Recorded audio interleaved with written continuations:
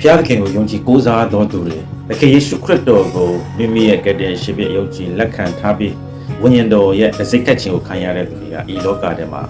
စိုးရိမ်ပူပန်မှုနဲ့အသက်ရှင်ရမှာမဟုတ်ဘူးလောကထဲမှာစိုးရိမ်ပူပန်မှုမရှိတာမဟုတ်လောကမှာတော့ရှိတယ်ဒါပေမဲ့ဘုရားသားသမီးတွေရဲ့အသက်တာထဲမှာခရစ်တော်ရှိတဲ့အတွက်ကြောင့်မလို့ခရစ်တော်အားဖြင့်ဒီစိုးရိမ်ပူပန်မှုတွေကိုအောင်မြင်တယ်အဲဒါချစ်တော်မိတ်ဆွေတရားခရစ်တော်ကိုယုံကြည်တယ်ဝိညာဉ်တော်ရဲ့စိတ်ကပ်ခြင်းကိုခံရပြီးဆိုရင်သင်ဟာစိုးရိမ်စရာပူပန်စရာတွေနဲ့အသက်ရှင်ရမယ်သူမဟုတ်ဘူးဆိုတာပြောပြချင်ပါတယ်အတိတ်အသင်ကစိုးရိမ်နေတဲ့ပူပန်နေတယ်ဆိုရင်ဒါဘုရားစီကလာတာမဟုတ်ဘူးစိုးရိမ်ပူပန်ခြင်းကမနက်ကလှည့်ပြထားတာဖြစ်တယ်သင်ကခရစ်တော်အားဖြင့်အရာရာအောင်မြင်တော်သူဖြစ်တယ်ဘုရားကမြည်တိအမှုကိုမြစိုးရိမ်ခြင်းမရှိနဲ့လို့ဘုရားသခင်ကပြောပါတယ်ဘုရားရဲ့ဂတိတော်တွေကိုယုံပါ